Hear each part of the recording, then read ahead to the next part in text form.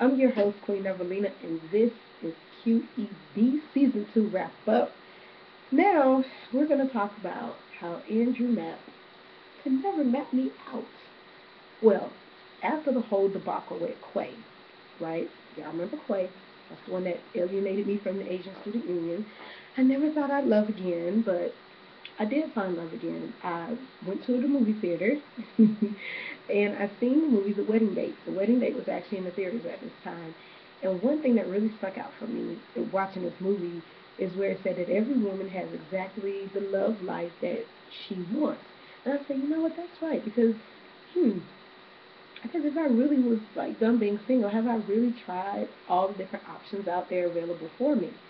So I started thinking, what is my mating pattern? I usually meet people when I'm working, and at that time, I was doing really a lot of work on the internet, so I really didn't have a lot of time to be going out, cruising for dudes. So I said, maybe I should try online dating. Online dating something different, right? So enters plenty of fish. Now, I met Andrew. We did meet like online. I think I favorited him, and then he contacted me like the next day. And we chatted and we webcammed and video chat, whatever you want to call it. That's what we did and everything, and it was really cool. Um, I didn't even know what he really looked like until we had our first date because he had two different types of pictures on there with like two different, hairstyles. So I wasn't quite sure what he looked like. But I enjoyed talking to him. You know what I mean? I enjoyed talking to him. So for our first date, we actually went to the Bahamas.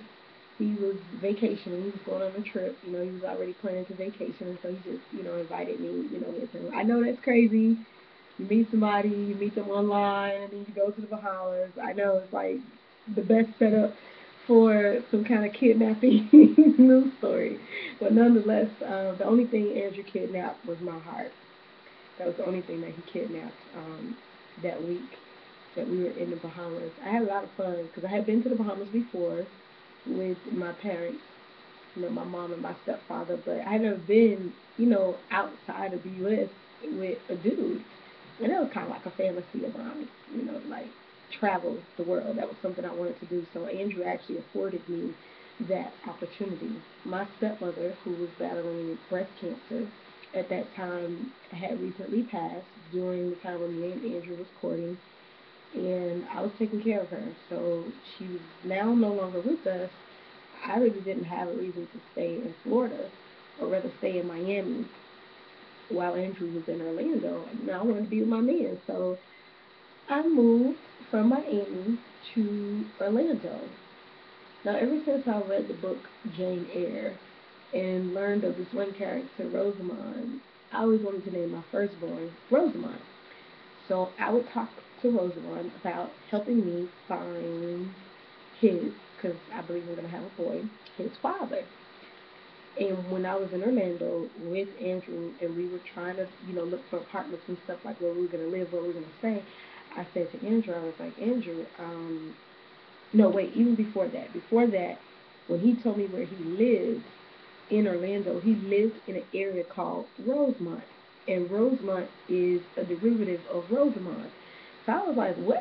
That's crazy. You know what I'm saying? I think we had been talking maybe for about 4 days then. So, automatically, me being the hopeless romantic that I am, was already thinking that Andrew must be the one. Didn't work out with Sean, didn't work out with Quay. So, I don't know. Three times a charm, right? Maybe it would work out with Andrew, especially too because I have an uncle named Andrew. So that was a pretty good sign. If you haven't noticed watching this series, I'm really, really big into signs. Like there has to be some kind of a sign for me to pursue or be open to whatever is supposed to come. So anyhow, he that was the first sign. He told me that he lives in an area called Rosemont. But when we were in this so-called Rosemont area, and I had asked my unborn child for a sign, is this where we should live? Is this the area where we should live? And at that point, we were actually making a left turn onto, wait for it, Rosamond Drive. So I was like, oh my God, there's Rosamond Drive, which is like 3 streets away from the apartment complex that we were thinking about living at. So I just, of course, immediately told Andrew, "Oh, we have to live here. This is where we have to live. This is where we have to live." He was all for it.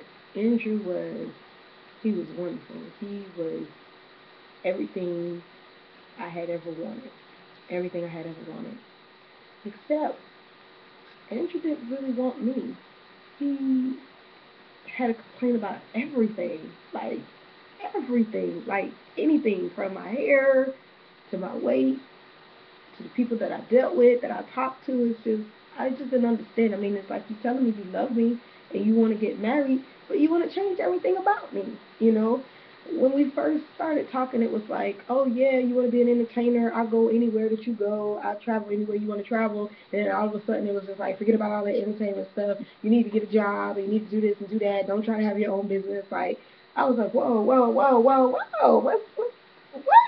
Who is this? Who are you? And what have you done with my Prince Charming that took me to the Bahamas? I don't know you. So, nonetheless, we only lasted maybe about like 2 years or so. Andrew had another side. A temper problem. The temper problem. Yes, yes, he did. He had another side, as I learned, in living with him and stuff. So, if I learned anything out of dealing with Andrew, you got to be really, really sure that you know, you got to be able to live with. I guess you need to be. If you're gonna marry somebody, you definitely need to be able to live with them. I mean, I'm kind of in between the whole shelter thing because our parents would tell us, oh, you're shacking up with somebody, then you never, gonna get married or this and that and stuff. I do know that I would probably never live with another boyfriend again. Because I did live with another boyfriend before Andrew, and that didn't end too well either. But I wasn't in love with him. I was in love with Andrew.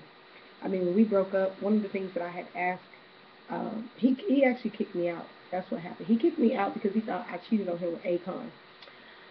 I'm not gonna get into the Akon story because we're talking about Andrew. Y'all gonna have to wait for that next. Akon, yes, Akon is coming up. Akon is coming up.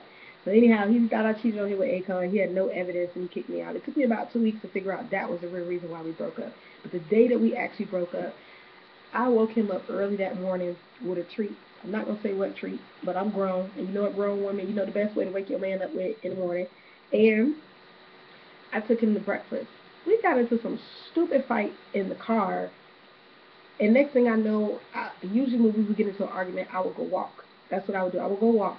But this time, I left the house to go walk to cool down, and came back to I don't want you in my life, my office, or the house. Pack your bags. You got until 3 o'clock tomorrow to move out. So he kicked me out of my own home because this was a home that we built together. You know what I'm saying? I paid like half of the bills, in this place. But nonetheless, I didn't argue. I didn't argue with Andrew because I was unhappy. You know what I'm saying? Here I was in love, and it was just like we having all these problems, and you can buy books about sales and about marketing and about building your business, but you couldn't go buy a book about how to love a black woman. Andrew was mixed. He was half black and half German. I had taught him English. I had taught him about the Republican Party. I did his PR. I did his business plan. You know what I'm saying? I helped him get his office together. Like, I was girlfriend of the year. I was girlfriend of the year. Okay? Girlfriend of the year. But nothing I did seemed like it was ever good enough for Andrew. I mean, if you ask, I would ask my spiritual advisor, to advise me, like the ancestors, like, is he the one or not? Like, what's up with this? And, they told me to just separate from him. He was a narcissist. But nonetheless, Andrew is still in my life. He's still in my life to this day. And we are, in fact, the best of friends. I mean, he's better as a friend than he was my boyfriend. I mean, obviously, when he kicked me out, 2 days later, he told me to come back home, but there was no coming back home after you kicked me out like that. No evidence, no nothing. Like, nah, you know what I'm saying? No, it just wasn't happening. But I told Andrew, I was like, look, if you can be my friend for a year, that's all I want. If you can be my friend for a year, then we could try again. I mean, because he loved me. I just don't think Andrew knew how to love someone other than himself. Because there's a difference between love and being in love. And I feel like Andrew loved me, but Andrew did not know how to be in love with me. Well, I'm your host, Queen Everlena, and that was QED.